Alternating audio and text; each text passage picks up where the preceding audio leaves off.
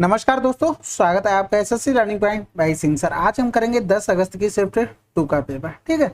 और पीडीएफ आपको प्रॉपर मिल ही जाती है टेलीग्राम चैनल पर, उसको भी ज्वाइन करके रखिए। चलो फिर स्टार्ट करते हैं, इसको भी फटाफट फिनिश करते हैं। लक्षिता ने 25% छूट पर एक सोफा सेट खरीदा। उसकी गणना के अनुसार उसने देखा कि यदि उसे यह छूट नहीं दी गई होती तो उसे इस सोफा सेट के मूल्य के रूप में इतना अधिक भुगतान करना पड़ता। लक्षिता ने सोफा सेट के लिए कितना भुगतान किया। अब यहाँ पर देखो 100 रुपए की चीज थी, 25% की छूट पर खरीदा, तो यानी कि उसने खरीदा कितने, 75 में खरीदा होगा। अगर उसे छूट नहीं दी जाती तो यही तो 25 ज्यादा देना पड़ता, यानी कि ये 25 का मान था हमारा 22,400, ठीक है। अब हमें निकालना था कि उसने एक्चुअल में भुगतान कितना किया, 75 का किया, 25 तिया 75 हो गया, 3 चौकू 12 यूनिट डिजिट से आंसर आ गया, ठीक है। अगला सवाल करते हैं। ये बहुत बार बता चुके हैं कि आपको अगर साइन और ये कॉस, टेन और ये कॉट और ये होता है आपका सेक और कोसेक, कभी भी आपको इक्वल में दिए गए हैं और इनके जो एंगल होंगे उनका हमेशा सम कितना होगा, 90 के बराबर होगा। हमेशा याद रखो ये चीज। साइन कॉस में चेंज होता है, टेन कॉट में चेंज होता है, सेक कोसेक में चेंज होता है। कौन से वाले, क्वाड्रेंट वाले में, जब 90 माइनस थीटा करके करते हैं। तो ये चीज याद रखना, डायरेक्ट आंसर आ जाते हैं, मेहनत नहीं करनी पड़ेगी। तो इधर यहाँ पर प्लस का 10 हो गया, इधर जाएगा तो 80 हो गया, यानी कि थीटा प्लस का 5 बराबर में 80/5, तो आंसर क्या आ जाएगा, 16। अगला सवाल, इस कंपनी का लाभ परसेंटेज उच्चतम है। अब इसमें देखो थोड़ा सा कैलकुलेटिव सवाल है, लेकिन हमें तो इसके कुछ करना नहीं है। अब यहाँ से देखो 8 से 2 गया, 6 4 से 2 गया, 2 हो गया, यानी कि इसमें 26 का हुआ किसमें, 122 में। फिर यहाँ से देखेंगे 10 से 6 गया, 4 हो गया, और फिर यहाँ पर 3 बचा, 13 से 8 गया, 5 हो गया, यानी कि 54/186 हो गया। यहाँ से करेंगे तो 0 हो गया, 12 से 7 गया, 5 हो गया, यानी कि 50/170 हो गया। यहाँ से करेंगे 8 से 6 गया तो 2 हो गया, इधर 8 से 6 गया तो 2 हो गया, बटे में 166 हो गया। अब सब में 100 का गुणा होना है, हमें तो सबसे बड़ा चेक करना है, तो 100 का गुणा ना करें तो ऐसे ही सॉल्व करके देख ले। चलो 2 एकम 2, 2 तिया 6 हो गया, 2 छक्के 12, 2 एकम 2। इधर करेंगे तो 6 में 54 हो गया, 6 तिया 18, 6 एकम 6 हो गया, 0 से 0 चला गया। इधर करेंगे 2 एकम 2, 2 एकम 2, 2 अट्ठे 16 और 2 तिया 6 हो गया। अब इन नंबर को यहाँ से काट लेते, 13 पंजे 65 तो ज्यादा हो जाएगा, 13 चौकू 52। इधर करेंगे तो 9 चौक 36 ज्यादा हो जाएगा, 9 तिया 27। इधर करेंगे तो 5 तिया 15 हो जाएगा, ठीक है। इधर करेंगे तो 11 अट्ठे 88 ज्यादा हो जाएगा, 11 सत्ते 77 हो गया। अब एक चीज समझना, यहाँ पर अगर हम लिख दें, क्या लिख दें कि 4/2 या फिर 8 कर लो, 8/2, 8/4 और 8 में लिख देते हैं हम 8। तो यहाँ पर तो 4 आ गया, यहाँ पर 4 दूनी 8 आ गया, यहाँ पर 1 आया, यानी कि ऊपर सारे नंबर थे क्या, सेम। तो नीचे से हमने जो डिवाइड किया, जो सबसे छोटा था वो सबसे बड़ा आया, समझ रहे हो ना, और जो सबसे बड़ा था वो सबसे छोटा आया। तो इसी तरीके से अब हमारा यहाँ पर लगभग 1/4, 1/3 और 1/3 और 1/7 बन गया, यानी कि सबसे बड़ा वाला ये चला गया, ये चला गया, यही तो 2 नंबर बचे थे। तो यहाँ से और थोड़ी सी कैलकुलेशन कर लेते, तो 9 तिया 27 किया, 4 बचा था।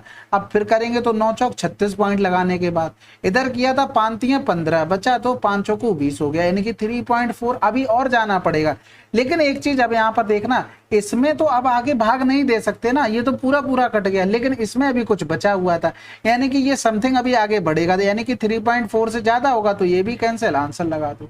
इसके अलावा पूरी कैलकुलेशन आपको करनी पड़ेगी, तो आप इस तरीके से इसको बना सकते थे। अगला सवाल, एक व्यक्ति ने प्रत्येक इतने की दर से 13 कुर्सियां और प्रत्येक इतने की दर से 15 कुर्सियां खरीदी। एक कुर्सी का औसत मूल्य क्या है।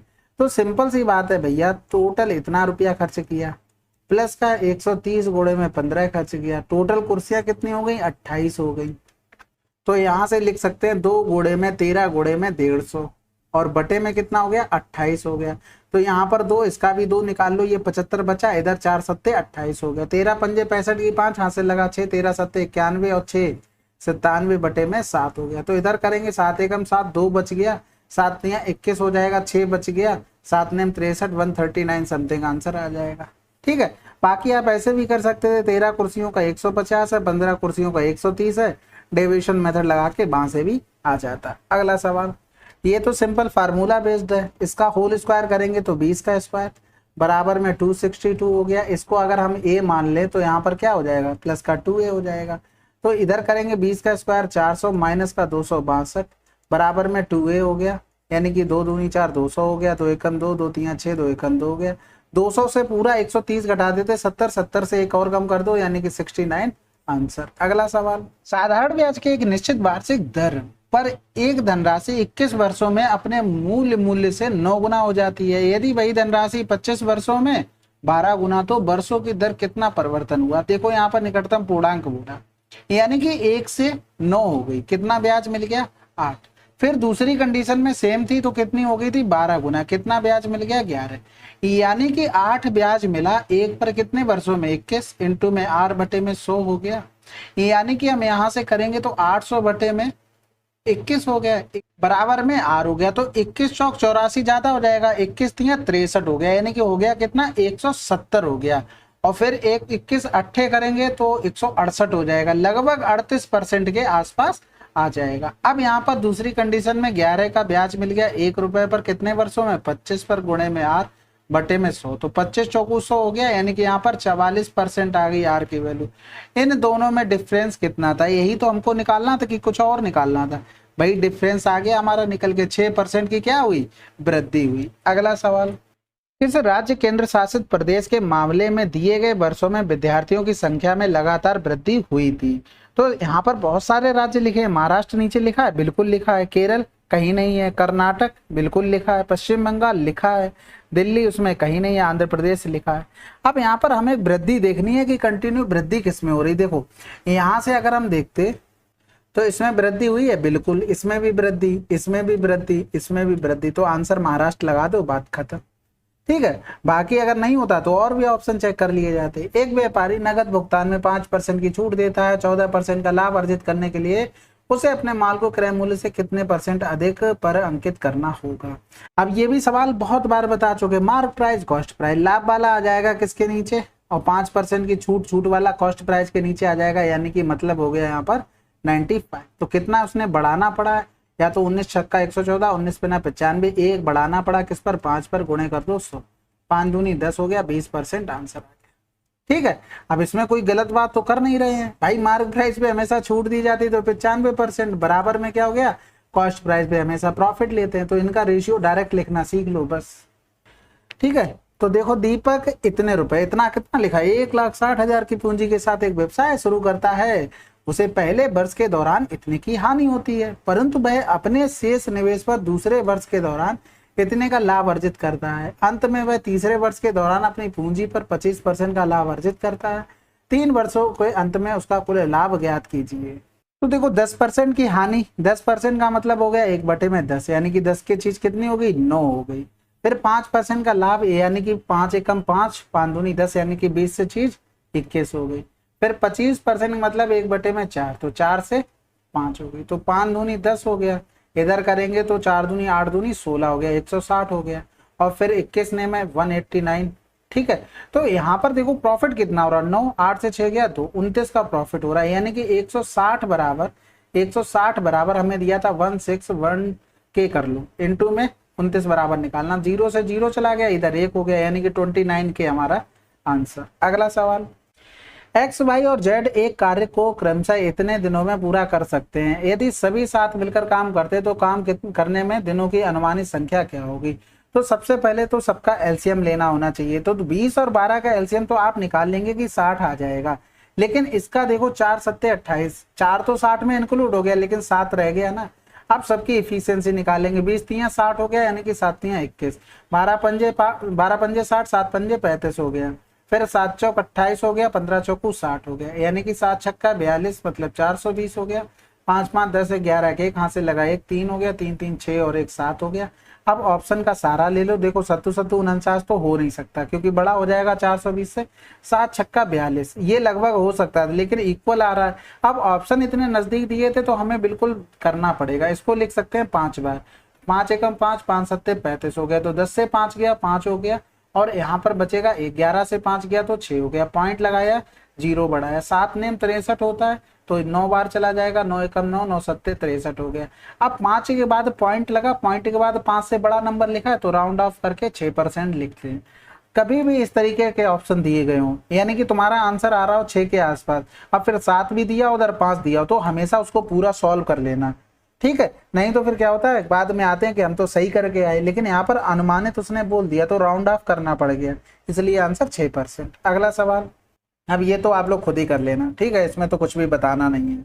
मक्के का वार्षिक उत्पादन कितना है? तो देखो मक्के का वार्षिक उत्पादन सब डिग्री में दिए गए, तो मक्के का 95 डिग्री है, यानी कि 360 तो टोटल वार्षिक हो गया, 95 उसका हो गया, लेकिन 360 का मान कितना दिया था, 1296 और 0, तो इसका मान निकालना था, तो यहाँ पर कर लेंगे 18 दूनी 36 हो गया, ठीक है। इधर करेंगे 18 ने में 162, बहुत ज्यादा पहुंच गए ना, और 18 सत्ते 126 चल जाएगा, हाँ ठीक है, 3 बच गया, 18 दूनी 36, 0 0 से 0 काट देंगे, इधर करेंगे तो 28, 36 दूनी 72 हो गया, तो 6 पंजे 30 हो जाएगा, हासिल लगा 3, 6 ने में 54 हो गया, 5 3 15 हो गया, 69 और 3 जोड़ देंगे तो 72, हासिल लगा 7 हो गया, तो इधर 9 3 27, 27 में 7 जोड़ देंगे तो 34, 20 आंसर। आसान था, ठीक है, कैलकुलेशन थी बस। एक दुकानदार एक इलेक्ट्रिक मिक्सर के अंकित मूल्य पर 10% की छूट देने के बाद इतना लाभ अर्जित करता है, 6500 के अंकित मूल्य वाली मिक्सर का क्रय मूल्य क्या होगा? 120 बराबर है 6500 और 90 बराबर निकालना है। अब बताओ इसमें कितना आसान सवाल हो गया आपके लिए। इधर कर देंगे 2 छक्के 12 हो गया, फिर इधर करेंगे 2 3 6, 2 दूनी 4, 2 पंजे 10 हो गया। सबसे पहले गुणा कर लो, नहीं तो कैलकुलेशन ज्यादा बढ़ जाएगी, चलो ऐसे ही कर लो। 15 छक्का 90 में दिखा नहीं था, 15 पना 75 हो गया, यहाँ से लगा 7, 15 दूनी 30 और 7 37, 48 75 आंसर आ गया, ऑप्शन से कर दिया। देखो भाई हमेशा हम बता चुके हैं, मार्क प्राइस कॉस्ट प्राइस, छूट वाला आ जाएगा कॉस्ट प्राइस के नीचे यानी कि 90, प्रॉफिट वाला मार्क प्राइस के नीचे, बस। अगला सवाल, अब ये देखो बिल्कुल आसान है, 8 का स्क्वायर प्लस का 2, क्योंकि दोनों तरफ हमें क्या करना पड़ेगा, होल स्क्वायर करना पड़ेगा, बस इसको खुद ही से करते आप लोग। एक वृत्त में एक चाप केंद्र पर 84 डिग्री का कोण अंतरित करता है, चाप की लंबाई इतनी है तो वृत्त की त्रिज्या बतानी है। सिंपल सी है, 2 पाई आर थीटा अपॉन में 360, ये चाप की लंबाई होती है, यानी कि 2 गुणे में 22/7, आर हमको निकालना है, 84 डिग्री दिया गया था, 360 ये हो गया, एल का मान दे दिया था 22, तो यहाँ पर 22 से 22 कैंसिल आउट हो गया, यहाँ पर करेंगे 7 एकम 7, 7 दूनी 14, 12 3 36 हो गया, तो आर बराबर कितना आ गया, 15 आ गया। अगला सवाल, अब इस सवाल को देखो सिंपल सा, पहले तो इसको सॉल्व कर लो, फिर उसके बाद पूरा गुणे में दिया गया था उसको सॉल्व कर लेंगे, यानी कि इसको सबसे बाद में निपटाना है।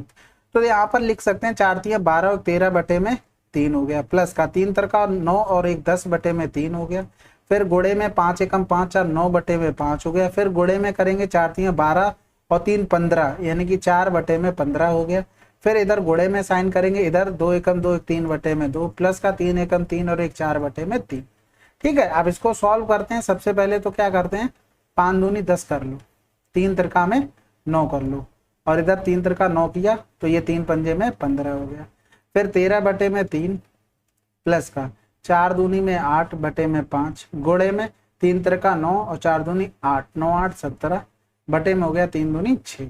अब यहाँ पे 2 चौकू 8 हो गया, 2 3 6 हो गया, तो लिख सकते हैं इधर 13 बटे में 3 प्लस का 17 चौकू 68 बटे में 5 3 15, एलसीएम ले लेंगे 15, तो 5 3 15, 13 पंजे 65 प्लस का 68, 8 5 13 के 3, हासिल लगा 1 7 7 6 13 हो गया, 133 बटे में 15। अब इस सवाल को नीचे से करते हैं, 2 बटे में 3 गुणे में 6 बटे में 5। अब ये कैलकुलेटिव सवाल है ना, अब जो इसमें जिसने सोच लिया अरे यार इतना टफ सवाल है कैसे होगा, कितनी कैलकुलेशन है, वही फ्रस्ट्रेशन होके 2 4 सवाल और बीच में ले बैठता है। 2 दूनी 4 दूनी 8 बटे में हो गया 5 3 15 हो गया। ये नहीं सोचते हो भाई कि ये सवाल है ना, ये फ्री के नंबर भी तो दे रहा है, आपको बिल्कुल दिमाग नहीं लगाना, केवल यही सोचना है, लेकिन उल्टा सोच लेते हैं। यहाँ पर करेंगे 8 एकम 8 हो गया, बचा कितना है 5 बचा है, फिर 8 छंग 48, फिर 5 बटे में 8 आंसर। लेकिन करने सावधानी से है, क्या करते हैं वीडियो देखी स्किप कर देते हैं, अरे ये तो कर ही लेंगे, लेकिन प्रैक्टिस करते नहीं, फिर वहां पर आ जाते हैं, फिर हवा हवाई हो जाती है। सवाल को देखो, ये कॉस थीटा ये कैंसिल आउट हो गया, ये कैंसिल आउट हो गया, यहाँ से हम लिख सकते हैं साइन थीटा बराबर में हो गया 2 कॉस स्क्वायर थीटा और माइनस में 1 बटे में 4, इसको लिख सकते हैं 4 साइन थीटा और बराबर में हो गया 8 कॉस स्क्वायर थीटा और ये हो गया माइनस का अपर। अब यहाँ पर देखो इसको लिखेंगे तो 1 माइनस का साइन स्क्वायर थीटा लिख सकते हैं, बिल्कुल लिख सकते हैं, यानी कि 8 माइनस का 8 साइन स्क्वायर थीटा और माइनस में 1 हो गया। इसको बराबर के इस साइड लेके आ जाएंगे तो ये हो गया 8 साइन स्क्वायर थीटा प्लस का 4 साइन थीटा और माइनस का 7 बराबर में 0। अब इस पे श्रीधराचार्य फार्मूला लगा देंगे, क्योंकि आप ऑप्शन भी देख के देख सकते हैं कि इसमें रूट वगैरह आ रहा तो उसके अलावा कुछ हो ही नहीं सकता सोल्यूशन। तो सिंपल सा यहाँ पर साइन थीटा बराबर फार्मूला हो जाएगा माइनस का B plus minus under root B square minus का 4ac अपॉन में हो गया 2a। अब यहाँ पर मान रख देंगे, लेकिन उससे पहले हमें एबीसी के मान पता होने चाहिए थे। ये ए का मान हो गया, ये बी का मान हो गया, ये सी का, लेकिन सी का मान माइनस का 7 आएगा, क्योंकि श्रीधराचार्य का जो फार्मूला होता है वो इसमें सभी जगह प्लस होना चाहिए, उसके लिए होता है। अब यहाँ पर बी का मान रखेंगे माइनस का 4 प्लस माइनस में अंडर रूट बी स्क्वायर का मतलब 4 चौको 16 माइनस में हो जाएगा 4 इंटू में 8 इंटू में माइनस का 7 और बटे में हो गया 2 इंटू में 8। अब यहाँ से करेंगे तो माइनस का 4 प्लस माइनस में रूट में 16 हमने बाहर ले लिया, तो ये 1 प्लस का 7 दूनी 14 हो गया। यहाँ पर करेंगे तो 2 गुणे में 8 कर दो। अब इसको जब हम सॉल्व करेंगे तो ये माइनस का 4 प्लस माइनस में 4 और रूट में 15 बटे में हो जाएगा 8 दूनी 16, यानी कि 4 एकम 4 4 चौको 16, ये भी 4 कट गया, यानी कि माइनस का 1 प्लस माइनस का रूट 15 बटे में 4। ऑप्शन से जैसे ही मैंने देखा तो प्लस का रूट 15 आ रहा, तो हम प्लस वाला मान ले लेंगे, यानी कि रूट 15 माइनस का 1 बटे में 4 आंसर। अगला सवाल, 24 सेंटीमीटर लंबी एक जीवा वृत्त के केंद्र से 5 सेंटीमीटर की दूरी पर स्थित है। इस वृत्त की त्रिज्या कितनी होगी? 5 12 13। अब इसमें कुछ इतना थोड़ी न करना भाई, ये होगी जीवा, ये कितनी हो जाएगी 12 और ये दूरी 5 हो गई, ये कितनी हो गई 5 12 13। अगला सवाल, संजना स्थित जल में 9 किलोमीटर प्रति घंटा की चाल से नाव चला सकती है। उसे एक नदी में धारा के प्रतिकूल नाव चलाकर एक निश्चित दूरी तय करने में धारा के अनुकूल नाव चलाकर उसी दूरी को तय करने की तुलना में 2 गुना समय लगता है। धारा की चाल क्या है? अब देखो, मान लो ये डी से जा रही है धारा की दिशा में, ठीक है, और ये विपरीत में जा रही है धारा की विपरीत दिशा में। अब उसको जो भी यहाँ पर समय लगता है, इसका 2 गुना समय लग गया उसको, तो ये कैंसिल आउट हो गया। यहाँ से लिख सकते हैं 2 बटे में 1 बराबर में 9 प्लस का r और 9 माइनस का r, यानी कि हम कंपोनेंडो एंड डिविडेंडो लगाएंगे तो 2 प्लस का 1 2 माइनस का 1 9 प्लस का r प्लस का 9 माइनस का r और 9 प्लस का r एक बार माइनस कर देंगे प्लस का r हो गया। ये लिख के दिखा दिया। ये किसी ने कहा था कि मेरे समझ में नहीं आता है कंपोनेंडो एंड डिविडेंडो, तो ये भी चीज समझ लो, बहुत काम की चीज है। बट लिख सकते हैं 3 बटे में 2 से 1 गया 1 बराबर में 18 बटे में 2r हो गया, 2 ने में 18 हो गया, 3 त्रिका 9 r बराबर में 3 आंसर। अगला सवाल, यदि एक घन की प्रत्येक भुजा में इतनी कमी की जाए तो उसके पृष्ठीय क्षेत्रफल में कितने % की कमी या हानि कमी होगी? तो 6a स्क्वायर हो रहा है, यानी कि 2 बार कमी होगी, माइनस माइनस और प्लस हो जाएगा 12 गुणे में 12 बटे में 100, तो ये माइनस का 24 हो गया, प्लस में 12 बारी हम 144 1.44, तो 24 से पूरा 2 घटा देंगे तो 22 बचेगा और 100 से 44 चला गया तो ये 56 हो गया, हमारा आंसर हो गया, यानी कि 22.56 की कमी हो गई। ये तो सिंपल फार्मूला बेस्ड सवाल था। 3 साझेदार PQR, ठीक है, 1000 इतने और इतने का कुल लाभ इतना है, तो Q का हिस्सा कितना होगा? इतना आसान सवाल, 0 चले गए, इनको ऐसे ही जोड़ दो, ज्यादा मेहनत नहीं करनी है। 37 बराबर आपको दिया गया था 6 आपको किसका? Q का हिस्सा चाहिए, यानी कि 12 बराबर आपको निकालना था। तो यहाँ पर देखो 18 3 54 हो रहा है, तो लग रहा है कुछ बन जाएगा 18 में करेंगे तो 12 8 96 12 एकम 12 12 में 9 जोड़ दिया तो 21। अगला सवाल, अब इस सवाल को देखो, यहाँ पर सिंपल सा अगर L M N अगर ले लेते हैं क्या LCM, तो ये बन जाएगा LQ प्लस का MQ प्लस का NQ का होल स्क्वायर। अब जब आपको ये 0 पता है तो इसको भी आपको पता होगा कि LQ प्लस का MQ प्लस का NQ बराबर में क्या लिख सकते हैं? 3LMN लिख सकते हैं, बिल्कुल लिख सकते हैं। तो वही तो लिखना था, 3LMN अपॉन में LMN, ये कैंसिल आउट, ये होल स्क्वायर में था तो 3 त्रिका 9 आंसर। अगला सवाल, त्रिभुज STU में B भुजा ST पर एक बिंदु और W भुजा SU पर एक बिंदु इस प्रकार है कि VWU2 एक समलंब बनाते हैं। VW और TU 2:7, तो समलंब VWU2 के क्षेत्रफल त्रिभुज STU के क्षेत्रफल का अनुपात क्या होगा? कितनी कॉम्प्लिकेटेड लैंग्वेज हो जाती है कभी कभी, क्योंकि ABC पढ़ते रहते हैं ना, PQR पढ़ते हैं ज्यादा त्रिभुज में, जब ये VWUT आ जाता तो थोड़ी सी दिक्कत तो होती ही होगी, ये तो बात माननी पड़ेगी।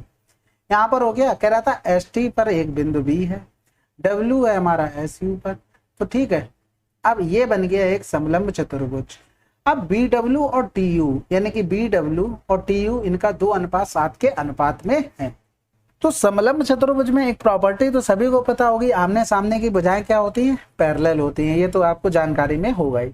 जब हमारे दो त्रिभुज पैरेलल हो चुके हैं, मान लो दो त्रिभुज हैं जैसे SVW, पैरेलल कैसे हो गए, जब भुजाएं पैरेलल हैं तो ये थीटा थीटा हो गई, ये अल्फा अल्फा हो जाएगा, और ये दोनों में कॉमन है SVW और STU, यानी कि ये तो दो त्रिभुज हो गए। इनमें अगर एरिया निकालना हो तो A1/A2 बराबर में हो जाएगा S1/S2 का होल स्क्वायर। बात समझ में आ गई? बिल्कुल आ गई होगी। तो यहाँ पर साइड का रेशियो क्या है, 2/7 है। 2/7 का स्क्वायर मतलब 2 दूनी में 4, 7 7 49, यानी कि अगर हम इसका एरिया देखते तो 4 है और पूरे का एरिया 49 है। तो समलंब का एरिया क्या होगा, 49 माइनस का 4 होगा। समझ में आ गई? यानी कि ये 45 होगा। हमें किसमें बताना था, समलंब के साथ ही बताना था, 45 और पूरे का 49। ये आंसर आ गया। अगला सवाल, एक मिश्रण में एक रसायन X और पानी का अनुपात इतना है। जब मिश्रण के 48 लीटर मिश्रण को पानी से प्रस्तापित कर दिया जाता है तो अनुपात इतना हो जाता है। प्रस्तापन के बाद पानी की मात्रा ज्ञात कीजिए। पहली बात, यहाँ पर कोई भी मिक्सचर रहा होगा, वो मान लो A/B में है, इसमें से कितना भी लीटर निकाल लें तो जो यहाँ पर बचेगा उसका भी रेशियो सेम होगा। ये हमेशा याद रखना। तो 15:9 था, फिर यहाँ पर हो गया 11:3, 13 हो गया। लेकिन एक चीज बताओ, क्या हुआ, पानी मिलाया गया, यानी मिल्क में तो कोई फर्क नहीं पड़ा ना। तो ये यहाँ पर बराबर होना चाहिए था, यानी कि ये रेशियो हमारा X का था। सॉरी, मिल्क नहीं दिया गया, यहाँ पर X दिया गया। कोई बात नहीं, मिल्क बोल लो चाहे X बोल लो, बात तो एक ही है। ठीक है, अब यहाँ पर करेंगे 11 का गुणा, यहाँ पर करेंगे 15 का गुणा।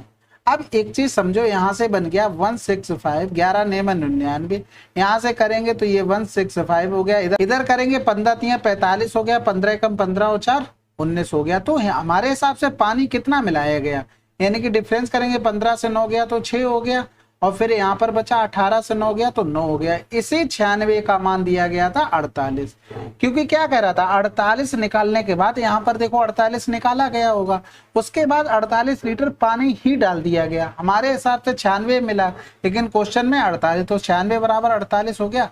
अब कह रहा था मिलाने के बाद पानी कितना होगा, तो 195 का मान हमें निकालना था।